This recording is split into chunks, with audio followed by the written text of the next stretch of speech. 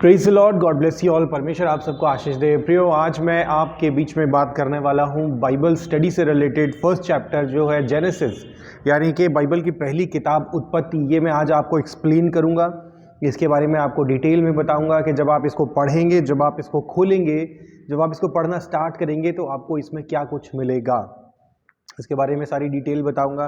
और इस वीडियो से जो है पूरी बाइबल में जितनी किताबें हैं उन सब के बारे में जो है एक एक करके मैं सारी किताब आपको एक्सप्लेन करूंगा। ठीक है, तो आप जो है ताकि आप बाइबल जब पढ़ें तो आपको पता हो, आपको और जानकारी मिले, इसके बारे में इन डेप्थ नॉलेज मिले। और इसमें डिटेल्ड जो है भी detailed video chapter by chapter भी मैं बनाऊँगा और वो आगे आगे आपको मिलते चले जाएंगे। तो आप इनको वीडियोज़ को पूरा देखें और सीखें कि आप बाइबल पढ़ते हैं तो उसमें आप क्या कुछ परमेश्वर के विषय में आपको जानकारी मिलती है।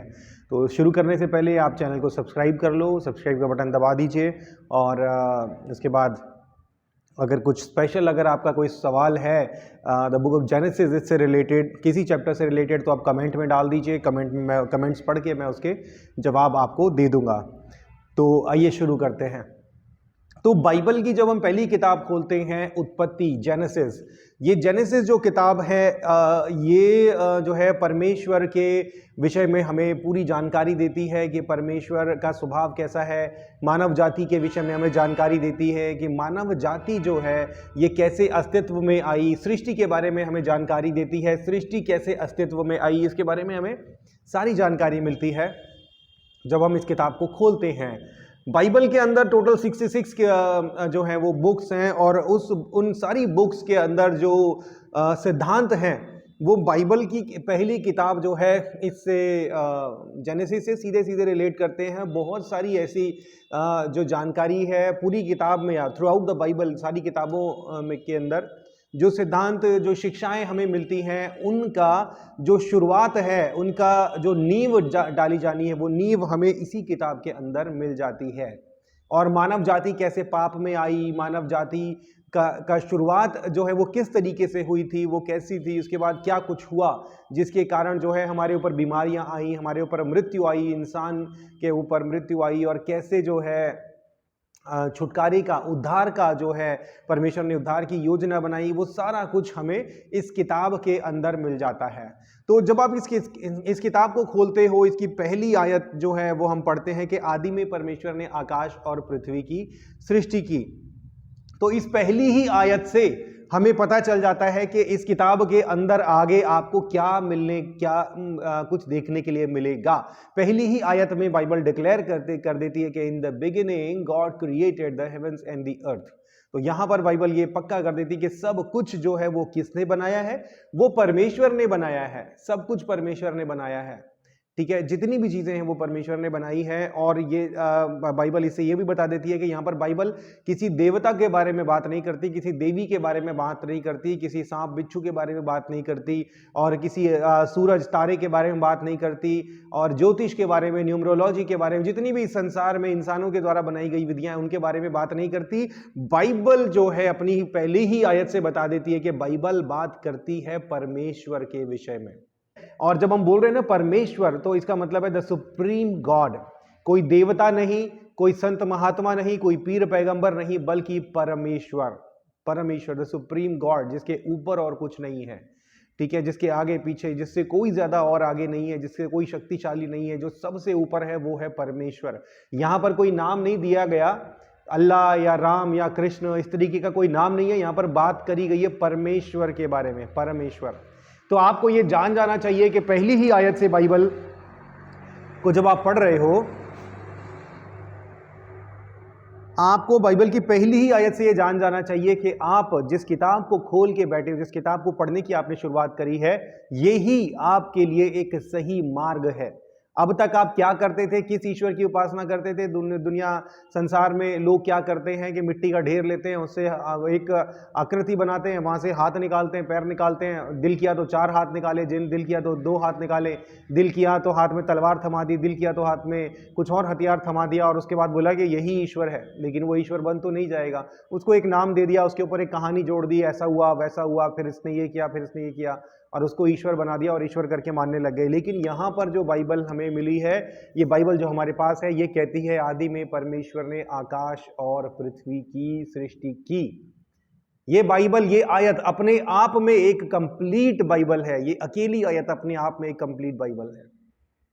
इसके आगे हमें बहुत सारे और विवरण मिलता है कि पृथ्वी बेडौल और सुनसान पड़ी थी और गहरे जल के ऊपर अंधियारा था।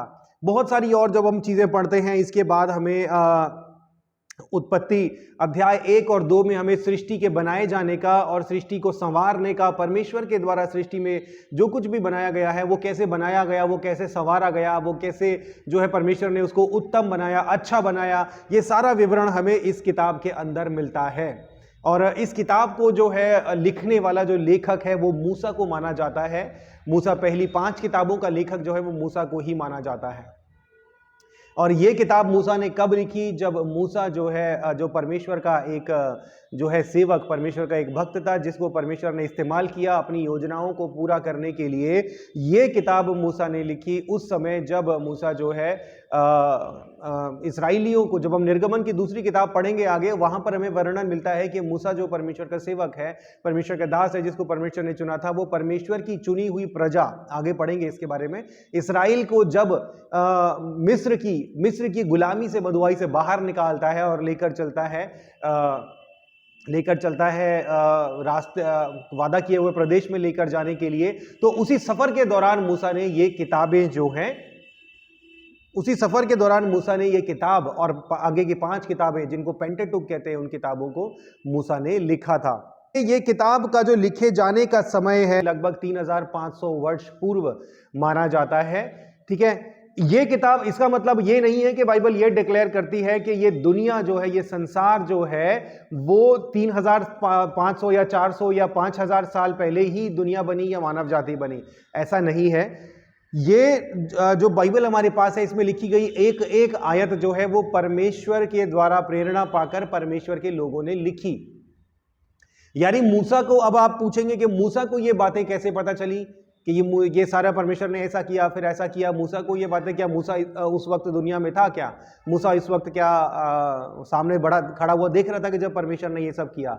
नहीं, ये सारी चीजें आदम से लेकर जब हम पढ़ते हैं उत्पत्ति अध्याय, परमेश्वर ने भूमि की मिट्टी से जो है आदम को रचा। आदम के बाद आदम के बाद हवा बनाई गई। हवा के बाद जो है उनका जो है आगे वंश चला और इसके बाद दुनिया आगे बढ़ती चली गई। तो जब मूसा तक, आदम से लेकर मूसा तक जब दुनिया बढ़ी, तब तक ये जो किताब है, जो परमेश्वर के जो किए गए काम है, वो सब जो है वो मौखिक रूप से ट्रांसफर किए जाते थे। यानी आदम ने अपने बच्चों को बताया, उनके बच्चों ने उनके बच्चों को बताया। इस तरीके से जो डिटेल्ड जो विवरण है, वो सारा विवरण जो है वो मूसा तक पहुंचा। इसके अलावा परमेश्वर से प्रेरणा पाकर मूसा ने जो है इस किताब को और इसके सारे विवरण को लिखा है।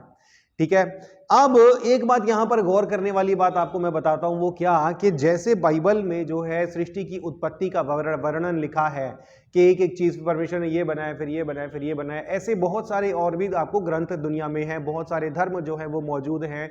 लेकिन बाइबल उनसे यूनिक कैसे है, बाइबल कैसे उनसे हटके जो है एक यूनिक विवरण बताती है? वो कैसे कि बाइबल में आपको डिटेल्ड विवरण मिल जाएगा एक एक चीज का। ठीक है, कि सृष्टि बनाई गई, फिर सूर्य चंद्रमा बनाए गए, फिर पृथ्वी बनी, फिर समुद्र बनाए गए, फिर जो है फिर जीव जंतु बनाए गए, जल के वो बनाए गए। ये सारी चीजें जो हैं, आप जब इसको पढ़ेंगे ना, गौर से पढ़ना इसको, आपको डिटेल्ड विवरण मिल जाएगा। एक एक चीज कैसे बनाई गई, एक एक चीज कैसे संवारी गई, फिर परमेश्वर ने देखा कि अच्छा है, फिर परमेश्वर ने अगली चीज बनाई, फिर नेक्स्ट चीज बनाई, फिर अगली चीज बनाई। इस तरीके से हमें एक एक चीज का डिटेल्ड विवरण मिलता है। और हमें यह विवरण मिलता है कि परमेश्वर, इतना डिटेल्ड विवरण मिलता है कि परमेश्वर ने आदम को, यानी हम इंसानों को, भूमि की मिट्टी से बनाया, भूमि की मिट्टी से बनाया। और उसमें खास बात एक क्या है कि परमेश्वर ने आदम को अपने स्वरूप और समानता में बनाया। ठीक है। और परमेश्वर ने अपने स्वरूप और समानता में जब बनाया तो परमेश्वर ने जो सारी चीजें पृथ्वी पर बनाई थी उन सब चीजों के ऊपर मानव जाति को यानी हमें यानी आदम और हव्वा को अधिकार दिया कि सब चीजों को तुम अपने वश में रख लो।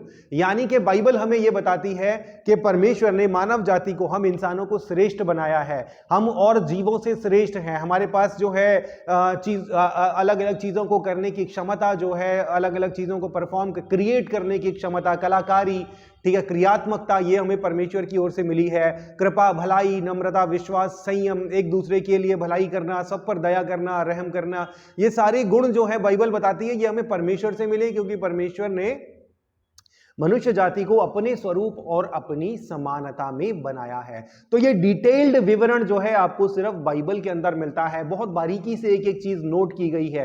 ये आपको और भी धर्म ग्रंथों में मिल जाएंगे, और भी किताबों में मिल जाएंगे, लेकिन वहां पर आपको जो आप पढ़ना, अगर आपने कभी पढ़ा है ना, तो वो विवरण है ना, वो विवरण आपको ऊट पटांग मिलेगा। भी कहीं से कुछ आया, कहीं से एक बूंद गिरी, वो बूंद से कुछ बन गया, फिर उसके बाद कुछ बन गया, कोई फूल उगा, कोई पौधा उगा, उसमें से आदमी निकल गया, उसमें से ये निकल गया। तो ये सारी चीजें जो है आपको अन्य ग्रंथों में भी मिलेंगी, लेकिन वहां पर आप विवरण जब पढ़ोगे ना तो आपको वो विवरण बड़ा अटपटा लगेगा। वो अटपटा क्यों लगेगा? क्योंकि वो सारा विवरण हमारी इस बाइबल में से कॉपी किया गया है। बाइबल हमें एक किरदार से इंट्रोड्यूस कराती है, वो किरदार है लूसीफर यानी शैतान, जिसके बारे में हम आगे बात करेंगे। ये किरदार बाइबल बताती है सारे झूठ का पिता है, सारी कंफ्यूजन का पिता है। और इस किरदार के अंदर खासियत क्या है कि इसको परमेश्वर ने ही बनाया था, परमेश्वर ने इसको बेस्ट ऑफ द बेस्ट बनाया था, लेकिन एक ऐसा समय आया कि ये घमंड से भर गया और इसने अपने आप को बोला कि मैं परमेश्वर के अधीन नहीं रहूंगा, मैं खुद ही परमेश्वर बन जाऊंगा। जिसके परिणाम स्वरूप परमेश्वर ने इसको स्वर्ग से, जहां पर इसको रखा गया था, जहां पर इसको अगुआ बनाया गया था, सब चीजें इसके अधीन में थी, परमेश्वर ने इसको वहां से हटाकर जमीन पर जो है पटक दिया, और सारी चीजें जो इसके अधीन में थी वो सब श्रापित हो गई। तब से जो है ये क्या करता है, ये लूसीफर, ये शैतान क्या करता है, तब से सारी चीजों को कंफ्यूज करता है, परमेश्वर के लोगों को, परमेश्वर की क्रिएशन को कंफ्यूज करता है, और हर एक चीज को, मानव जाति को, इंसान को, मनुष्य जाति को परमेश्वर से दूर करने की कोशिश करता है। और ये क्या करता है कि जब जो लोग परमेश्वर के आराधक हैं, जो लोग परमेश्वर को खोजने की कोशिश करते हैं, परमेश्वर तक पहुंचने की कोशिश करते हैं, उनके ध्यान को डाइवर्ट करता है, उनको भटकाता है असल रास्ते से। यानी कि अगर उसको जो है बाइबल जो है जिसमें परमेश्वर का विवरण हमें मिलता है, परमेश्वर के किए गए कामों का विवरण जब हमें मिलता है, अगर उसको इस किताब से मनुष्य जाति को भटकाना है तो उसको सिर्फ एक काम करना है कि इसके ही जैसे और बहुत सारे विवरण, बहुत सारी किताबें जो हैं वो बना दे, तो लोग कंफ्यूज होंगे कि नहीं वो सच है, नहीं वो सच है, नहीं वो सच है। ठीक है, तो यही उसने किया भी कि ऐसे ही बहुत सारे और धर्म बना दिए, बहुत सारी किताबें लिख दी, उनमें कुछ भी लिख दिया। कोई ज़रूरी नहीं है कि कुछ वो सही ही हो, कोई ज़रूरी नहीं है, लेकिन ऐसा है कि अगर आपको सच है ना, जो सच को अगर आपको लोगों को कंफ्यूज कर रहे हैं ना, सच में भटकने, तो सच के जैसे ही आप बहुत सारे और काउंटरफीट जो है सिद्धांत बना दो, तो लोग कंफ्यूज होंगे कि यार वो सच है कि वो सच है कि वो सच है। यही आज हो भी रहा है हमारी दुनिया में कि लोग बाइबल को पढ़कर क्यों डाउट कर रहे हैं, क्योंकि बाइबल के विवरण जैसे ही और बहुत सारे विवरण हमारे बीच में मौजूद हैं, तो लोग कंफ्यूज होते हैं कि नहीं उसमें सही लिखा है, नहीं वो बाबा सही बता रहा है, नहीं उस किताब में सही लिखा है। लेकिन जब अगर आप सच्चाई को जानना चाहते हो ना, तो आप इस किताब को पढ़िए, इस किताब में लिखे गए परमेश्वर के विवरण को, परमेश्वर के द्वारा किए गए महान और अद्भुत कामों को आप पढ़िए, और उसको पढ़ने के बाद अन्य किताबों को भी जब आप पढ़ेंगे, कंपेयर करेंगे, तो आपको डिफरेंस साफ पता चल जाएगा, क्लियर आपको पता चल जाएगा कि सच्ची किताब कौन सी है। ठीक है, और यही हमारी बाइबल जो बताती है, पूरी एक एक चीज का डिटेल्ड विवरण बताती है। ओके, तो जब हम पढ़ते हैं अगर हम इस किताब को, अगर हम इसका विवरण देखें आगे, तो इस किताब को जब आप पढ़ोगे, यहाँ पर मैं आपको इसकी जो है डिटेल बता देता हूँ कि इस किताब का मर्म क्या है। इस किताब का मर्म ये है, पहली किताब जेनेसिस का, इस किताब का मर्म ये है कि यहाँ पर आपको दिखेगा परमेश्वर ने सब कुछ बनाया, सारी सृष्टि बनाई, उसका विवरण आपको इसमें मिल जाएगा। उसके बाद परमेश्वर ने मनुष्य जाति को बनाया, मनुष्य जाति को बनाने के लिए खास काम क्या किया परमेश्वर ने, कि हमें स्व इच्छा दी, यानी कि हमें आज़ाद किया, कि हम आदम को, बाय द वे आदम को आजाद रखा कि वो कुछ भी अपनी मर्जी से कुछ भी सोच सकता है, लेकिन उसको एक काम करना है कि परमेश्वर के अधीन रहना है। है ना। परमेश्वर पर विश्वास करना है कि परमेश्वर जो कुछ भी मुझे बताएंगे वो सब मेरे लिए, मेरे भले के लिए है, और परमेश्वर के अधीन रहकर ही मैं अपना सारा जीवन जी सकता हूं।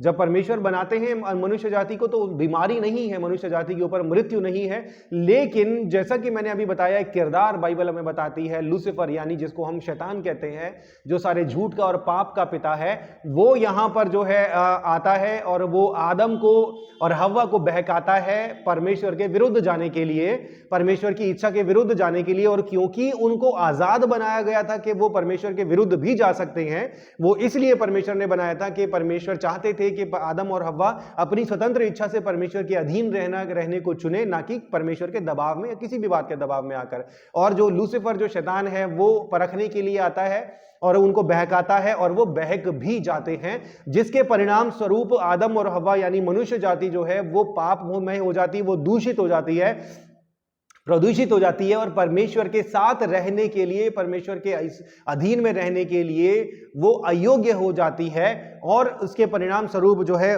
पाप और मृत्यु जो है वो मानव जाति के अंदर प्रवेश कर जाते हैं। लेकिन फिर बाइबल बताती है कि परमेश्वर प्रेम रखते थे मनुष्य जाति से, परमेश्वर ने जो है उनको उनकी दूषित जो है पापमय दशा में मनुष्य जाति को छोड़ा नहीं। अध्याय 3 में जब हम पढ़ते हैं तो वहां पर हम देखते हैं कि वहां परमेश्वर ने एक जो है उद्धार की, परमेश्वर ने आदम जात यानी कि आदम और हव्वा के जो पापमय दशा थी उससे उनको निकालने के लिए एक योजना बनाई। वो योजना क्या थी कि एक पवित्र व्यक्ति, पवित्र पुरुष, एक पवित्र इंसान जो है वो इस संसार में आएगा, जो परमेश्वर का ही अंश होगा, वो संसार में आएगा, और वो गुनाह जो आदम और हव्वा ने किया था, उस गलती की सजा उस पवित्र व्यक्ति पर डाली जाएगी, यानी कि यीशु मसीह पर डाली जाएगी। और इस तरीके से आदम और हव्वा के द्वारा किए गए इस गलती से जो है वो, इस पाप से जो है वो शुद्ध हो जाएंगे, और उसके बाद वो वापस से परमेश्वर के साथ रहने के योग्य हो जाएंगे। तो उत्पत्ति अध्याय 1 से 3 के अंदर हमें ये सारा विवरण मिलता है। उसके बाद जब हम आगे देखते हैं, उसके बाद जो है हमें आदम और हव्वा के आगे जो जनरेशन्स है उनके बच्चों के बारे में देखने को मिलता है। कैन और हाबिल के बारे में आप पढ़ेंगे इस किताब के अंदर, और कैन और हाबिल के द्वारा जो है आप देखेंगे कि किस तरीके से ये दोनों भाई जो है इन दोनों भाइयों के बीच में क्या डिफरेंस है, और कौन परमेश्वर को पसंद आता है, कौन परमेश्वर को पसंद नहीं आता, कौन से काम परमेश्वर को पसंद आते हैं, किसे परमेश्वर आशीष देते हैं। यहां पर जब आप देखोगे तो अलग अलग किरदार जो है परमेश्वर ने उनके साथ जो व्यवहार किया, उसके द्वारा आप परमेश्वर के गुण और परमेश्वर की खासियतों को जानोगे कि परमेश्वर कैसा व्यवहार करते हैं। क्या परमेश्वर प्रेमी है, परमेश्वर न्यायी है, परमेश्वर न्याय करते हैं, न्याय के साथ परमेश्वर समझौता नहीं कर सकते, परमेश्वर न्याय भी करते हैं, साथ ही साथ प्रेम भी रखते हैं, परमेश्वर सजा भी कर देते हैं, साथ ही साथ दया भी करते हैं। ठीक है, तो ये परमेश्वर की किरदार की खासियतें आपको इस किताब में पढ़ने को मिलेंगी। फिर आगे जब आप बढ़ेंगे इस किताब में तो आपको ये देखने मिलेगा कि जब आदम और हव्वा को जो है जब परमेश्वर ने वो परमेश्वर से अलग हो गए, उनकी जो वंश जो है वो आगे बढ़ते रहे, उसके बाद मनुष्य जाति जो है आगे बढ़ती रही। और जब मनुष्य जाति आगे बढ़ती रही, उससे क्या हुआ कि मनुष्य जाति परमेश्वर से दूर होने के कारण उनकी जो पाप, जो उनके मन में बुराई है वो बढ़ती चली गई, बढ़ती चली गई, बढ़ती चली गई, एक के बाद एक। जब मनुष्य बढ़ते गए तो उनकी पाप वो अच्छाई की ओर नहीं बढ़े, बल्कि उनकी बुराई और बढ़ती चली गई, जिसके परिणाम स्वरूप पृथ्वी पर बुराई, मनुष्यों की बुराई इतनी बढ़ गई, इतनी इस हद तक बढ़ गई कि परमेश्वर को जो है जल प्रलय के द्वारा मनुष्य जाति का नाश करना पड़ा। और जब मनुष्य जाति का नाश करना पड़ा तो परमेश्वर ने मनुष्य जाति का जो एक वंश है, एक वंश को, एक परिवार को जो है नूह का जो है, नूह को जो है परमेश्वर ने नूह को और उसके परिवार को बचा लिया। और नूह को और उसके परिवार को बचाने के बाद परमेश्वर ने उनके ही द्वारा जो है आगे पृथ्वी का जो मनुष्य जाति का जो वंश है, मनुष्य जाति का जो पॉपुलेशन है, वो नूह के परिवार के द्वारा हम देखते हैं कि आगे बढ़ी। इसके बाद आप देखेंगे बाबेल की मीनार के बारे में आप देखोगे, पढ़ोगे कि मनुष्य जाति जो है एक बार फिर से मनुष्य जाति वही बुराई की ओर बढ़ी। जब बाबेल की मीनार के बारे में आप पढ़ेंगे उत्पत्ति 11 अध्याय में, और जब इसके बाद इसको आप पढ़ेंगे, इसके बाद क्या हुआ कि परमेश्वर ने यहाँ पर जो बाबेल की मीनार है, यहाँ पर परमेश्वर ने मनुष्य जाति की भाषा की गड़बड़ी डाली, ताकि मनुष्य जाति जो है एक दूसरे से कम्युनिकेट ना कर सके। क्योंकि परमेश्वर देख रहे कि जब ये एक दूसरे से कम्युनिकेट कर रहे हैं, एक दूसरे से बातचीत कर रहे हैं, तो उसका रिजल्ट जो है वो गलत ही निकल रहा है। और ये लोग जो है, परमेश्वर चाहते थे कि वो पूरी पृथ्वी पर फैल जाए, पूरी पृथ्वी को पॉपुलेट करे, लेकिन वो ये करने के बजाय क्या कर रहे हैं कि एक ही जगह पर गुंबद बना रहे हैं और कह रहे हैं कि हम तो परमेश्वर तक पहुंचेंगे और अपनी अपना हाइट जो है हम दिखाएंगे परमेश्वर को कि हम परमेश्वर से कम नहीं है और हम भी परमेश्वर के समान है, परमेश्वर के समान हमारे पास भी ताकत है, इंसान कोई ऐसे वैसे थोड़ी है। तो इसलिए वो मीनार बनाते हैं, लेकिन परमेश्वर जो है, परमेश्वर देखते हैं कि अगर इस तरीके से अगर इनको रोका नहीं गया तो इनकी बुराई और बढ़ती चली जाएगी, तो परमेश्वर उनमें भाषा की गड़बड़ी डालते हैं, ठीक है। और जब भाषा की गड़बड़ी उनमें हो जाती है, परिणाम स्वरूप वो पूरी पृथ्वी पर फैल जाते हैं, ठीक है। और जब वो पूरी पृथ्वी पर फैल जाते हैं तो अलग अलग जगहों पर जो है मनुष्य जाति जो है वो पॉपुलेट होना शुरू हो जाती है। इसके बाद जब हम आगे देखते हैं जो है पहला इतिहास जो है हमें जो है उत्पत्ति से संबंधित जो है विवरण जो है वो 11 अध्याय तक खत्म हो जाता है। उसके बाद हमें कुलपतियों का जो है हमें इतिहास देखने मिलता है, यानी परमेश्वर इब्राहिम नामक एक व्यक्ति को चुनते हैं। पृथ्वी मनुष्य जाति चलते जा रही है, अपने हिसाब से बढ़ती जा रही है और जो मानव जाति पूरी तरीके से परमेश्वर को भूल चुकी है इस समय तक और अपने अपने हिसाब से चल रहे हैं। कोई मूर्तियां बना रहा है, कोई कुछ बोल रहा है, कर रहा है, कोई कुछ कर रहा है, कोई अपने जैसा दिल कर रहा है, कोई चांद को, कोई सूरज को पूज रहा है। लेकिन ऐसे में परमेश्वर एक व्यक्ति जिसका नाम है इब्राहिम, इस व्यक्ति को परमेश्वर आवाज लगाते हैं, इस व्यक्ति को परमेश्वर चुनते हैं और परमेश्वर देखते हैं कि क्या ये मेरी आवाज सुनकर मेरे पीछे चलता है, मुझ पर विश्वास करता है। और इब्राहिम जो है वो वाकई में परमेश्वर पर विश्वास करता है। परमेश्वर की आवाज को सुनकर वो परमेश्वर को जान जाता है कि वाकई में ये परमेश्वर है, ये वही परमेश्वर है जिनके बारे में हमने सुना, जिनके बारे में हम देख रहे हैं, जान रहे हैं, ये वही परमेश्वर है। इब्राहिम परमेश्वर पर विश्वास करता है और बाइबल कहती है कि इब्राहिम के परमेश्वर पर विश्वास करने को परमेश्वर ने उसके लेखे में उसकी धार्मिकता गिना, यानी कि उसके काम तो बुरे थे, उसकी जीवन में भी बुराइयां थी, वो मूर्तियां बना रहा था, सब तरह के काम कर रहा था, लेकिन क्योंकि परमेश्वर ने उस पर विश्वास किया, इसलिए परमेश्वर ने इसको धार्मिकता गिना कि इसने सब काम तो बुरे, लेकिन एक काम इसने अच्छा किया कि इसने मुझ पर विश्वास किया। तो परमेश्वर कहते हैं कि क्योंकि इब्राहिम तूने मुझ पर विश्वास किया, इसलिए तेरे द्वारा मैं एक ऐसी जाति उत्पन्न करूंगा कि जो सारी पृथ्वी के लिए आशीष बनेगी। और अब्राहम जो है वो परमेश्वर, जो उसको परमेश्वर आशीषों का मूल बनाएंगे। तो यहां से हमें कुलपतियों के बारे में पता चलता है, कुलपति अब्राहिम, और उसके बाद जो है अगला उसका इब्राहिम का वंश आगे बढ़ता चला जाता है। उसके बाद आता है कुलपति इसहाक, फिर उसका बेटा याकूब। याकूब जो है बाद में जो है याकूब का नाम जो है इसराइल पड़ता है, याकूब से ही इसराइल का वंश, परमेश्वर याकूब का नाम बदलकर जो है इसराइल रख देते हैं। और आज जो इसराइल जो हम देख रहे हैं वो इसराइल वास्तव में याकूब का ही वंश है, ठीक है। और उसके बाद जो है हम देखते हैं याकूब के जो है 12 बेटे जो है होते हैं और उन 12 बेटों से इसराइल के 12 गोत्र बनते हैं, ठीक है। ये पूरा विवरण हमें उत्पत्ति की किताब में मिलता है। इसके बारे में जब आप डिटेल में पढ़ोगे तो एक एक चीज पर आप गौर करना और ध्यान करना कि किस तरीके से ये स्टोरी लाइन जो है बाइबल की उत्पत्ति पुस्तक की story line step by step आगे बढ़ती है, ठीक है। उसके बाद याकूब का जो सबसे छोटा बेटा होता है यूसुफ, इसके बारे में हमें पढ़ने मिलता है उत्पत्ति अध्याय 37 से लेकर 50 में, ठीक है। यूसुफ की ही पूरी कहानी में हमें पता चलता है, क्योंकि यूसुफ की कहानी जो है वो यीशु मसीह के जीवन को रिफ्लेक्ट करती है। क्योंकि यूसुफ जो है वो अपने भाइयों में जो है सबसे छोटा होता है, पिता का प्यारा होता है, पिता उससे प्रेम रखते हैं, लेकिन यूसुफ के भाई जो है उससे जलन रखते हैं और यूसुफ को जो है वो मारने का षड्यंत्र करते हैं और खड्डे में डाल देते हैं उसे मरने के लिए। लेकिन यूसुफ जो है वो मिस्रियों की गुलामी में पहुंच जाता है। वहां पर किस तरीके से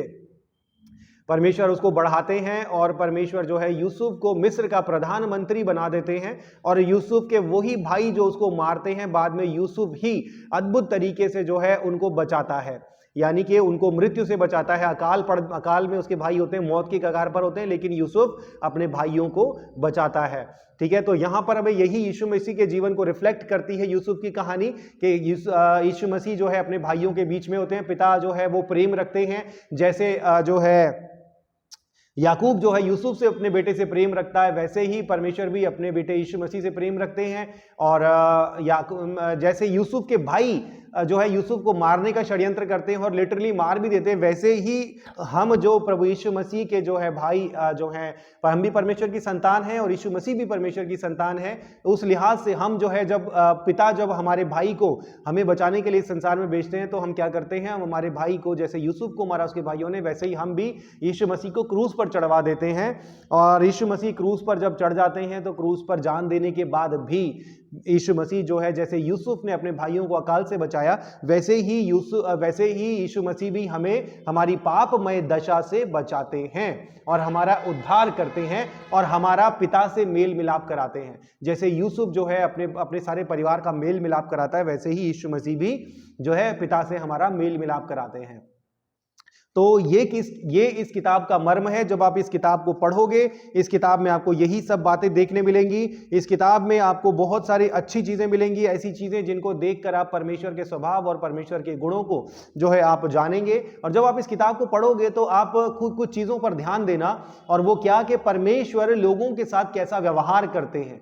जब कोई व्यक्ति गलती करता है तो परमेश्वर कैसा व्यवहार करते हैं, ठीक है। इस इब्राहिम के साथ परमेश्वर कैसा व्यवहार करते हैं। इब्राहिम की पत्नी होती है सारा, और जब परमेश्वर उनको कहते हैं कि वृद्धावस्था में 100 साल की उम्र में जो है इब्राहिम जो है और सारा जो है वो 90 वर्ष की आयु में पुत्र गर्भवती होगी और पुत्र को जन्म देगी, उसका नाम इसहाक होगा। तो सारा जो है वो हंसने लग जाती है, वो हंस पड़ती है, वो परमेश्वर पर विश्वास नहीं करती, और परमेश्वर फिर भी जो है उसके साथ कैसा व्यवहार करते हैं। और उसके बाद जो इब्राहिम जो है वो कई बार झूठ बोलता है, ठीक है, तो परमेश्वर उसके साथ कैसा व्यवहार करते हैं। तो यहां पर जब आप अलग अलग परिस्थितियों में देखोगे कि परमेश्वर अपने लोगों के साथ जब वो गलतियां करते हैं तो परमेश्वर कैसा व्यवहार करते हैं, ठीक है। जब लोग परमेश्वर के विरुद्ध जाते हैं तो परमेश्वर कैसा व्यवहार करते हैं। अलग अलग परिस्थितियों में परमेश्वर कैसा व्यवहार करते हैं, यहां पर आपको ये बातें जानने मिलेंगी। और जब आप इन सब बातों को पढ़ोगे तो गौर से पढ़ना कि परमेश्वर के स्वभाव के गुण क्या हैं। प्रेम भी है, दया भी है, कृपा भी है, परमेश्वर का संयम भी है। परमेश्वर धैर्य रखते हैं कि यार कोई बात नहीं, अभी इसने झूठ बोला, अब्राहम ने झूठ बोला, लेकिन कोई बात नहीं, ये फिर भी सुधर जाएगा, आगे सुधर जाएगा। तो वो न्यायी भी है, वो प्रेमी भी है, वो दयालु भी है, वो कृपालु भी है, ठीक है, वो एक पिता भी है। तो अलग अलग तरीके से परमेश्वर कैसे व्यवहार करते हैं, यहां पर हमें परमेश्वर के स्वभाव के ये सारे गुणों के बारे में हमें विवरण मिलता है। और मैं आपको बताऊं, ये जो विवरण है ना परमेश्वर के स्वभाव की जो गुण है, इनका विवरण आपको और किसी किताब में नहीं मिलेगा। हाथ के बनाए हुए ईश्वरों में, इंसानों के दिमाग से निकले हुए ईश्वरों में और बाइबल के ईश्वर में क्या फर्क है, ये आपको पता चल जाएगा, ठीक है। उदाहरण के तौर पर मैं आपको बताऊं कि यदि आप जो है पढ़ेंगे कुरान में, तो कुरान में कहते हैं कि अल्लाह जो है वो अकेला है, ठीक है, अल्लाह अकेला है और अल्लाह के साथ और कोई नहीं है। लेकिन बाइबल कहती है कि परमेश्वर कभी अकेले रह ही नहीं सकते, क्योंकि परमेश्वर के स्वभाव का एक सबसे बड़ा गुण है, वो है प्रेम और दया। और प्रेम कभी भी अकेला कोई है ना, वो कभी भी प्रेम साझा नहीं कर सकता। लेकिन बाइबल हमें बताती है कि पिता, जो यूहन्ना रचित सुसमाचार अध्याय 1 आयत 1 में हम पढ़ते हैं कि आदि में वचन कि जब उत्पत्ति, यूहन्ना मैं निकालता हूँ, उसको पढ़ता हूँ। जब हम यहाँ पे पढ़ते हैं तो हमें परमेश्वर के स्वभाव और गुणों के बारे में खास बात पता चलती है कि आदि में वचन था और वचन परमेश्वर के साथ था, वचन परमेश्वर था, यही आदि में परमेश्वर के साथ था, सब कुछ उसके द्वारा उत्पन्न हुआ। और यीशु मसीह ने कहा कि पिता जो है वो मुझसे प्रेम रखते हैं, ठीक है। बाइबल बताती है परमेश्वर प्रेम है ना। और अगर कोई प्रेम है तो वो प्रेम खुद से तो करेगा नहीं, अकेले से तो कोई प्रेम को व्यक्त नहीं कर सकता ना। तो परमेश्वर क्या करते हैं, अपने प्रेम को व्यक्त करने के लिए, अपने प्रेम को जो है और बढ़ाने के लिए परमेश्वर अपने परिवार को बढ़ाते हैं। परमेश्वर एक ऐसी जाति को बनाते हैं जिसको परमेश्वर आजादी देते हैं कि वो स्वतंत्रता से, आजादी से परमेश्वर से प्रेम करे। अगर चाहे तो प्रेम करे, ना चाहे तो नफरत करे, ठीक है। परमेश्वर आजाद बनाते ताकि हम अपने दिल की सच्चाई से, दिल की गहराई से परमेश्वर से प्रेम करें। और ये सारे विवरण हमें बाइबल के अंदर मिलते हैं। ये कैरेक्टरिज्म, ये एट्रीब्यूट्स परमेश्वर के बारे में ये आपको दुनिया की और किसी किताब में नहीं मिलेंगे। आपकी जो भी किताबें पढ़ोगे, जो भी विवरण पढ़ोगे, उसके बारे में आपको ये मिलेगा कि कुछ अटपटे गुण आपको मिलेंगे, क्योंकि वो इंसानों ने अपनी मर्जी से लिखे ना, अपनी समझ से जिसके दिमाग में आया वो लिख दिया। और स्वर्ग के बारे में अटपटे विवरण के, वहां पर एक कोई देव बैठा है, वहां पे बार बार आक्रमण होते रहते हैं, कोई आक्रमण करता है, फिर जाके फिर वो जाते हैं उसके पास, फिर जाते हैं। भाई एक बनाता है, एक तोड़ता है, एक संहार करता है, एक संभालता है, फिर दोबारा बनता है, फिर दोबारा संभालता है, फिर दोबारा संभालता है, फिर दोबारा गिरता है, फिर नया चक्र बनता है, फिर दोबारा बनता है। ये सारे विवरण अटपटे विवरण है, ये सब इंसानों के दिमाग की उपज है।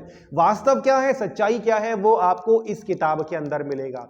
अगर आप इस किताब को आप पहली बार अगर आप इस किताब को पढ़ रहे हो, अगर आप खुले मन से, खुले दिमाग से इस किताब को पढ़ोगे, उत्पत्ति की किताब को, तो आपको पता चल जाएगा कि सच्चा परमेश्वर, सच्चा प्रभु जो है वो इस किताब के अंदर है। परमेश्वर कैसा होता है, परमेश्वर के गुण क्या होते हैं, वो आपको इस किताब को पढ़ के पता चल जाएगा।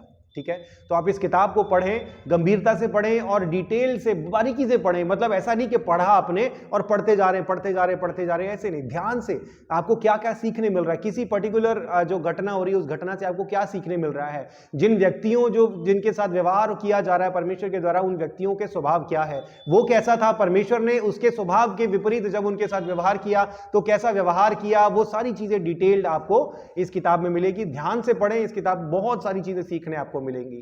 ठीक है, तो परमेश्वर इस किताब के द्वारा आपको आशीष दे। पढ़िए, जानिए, सीखिए परमेश्वर के बारे में। God bless you all.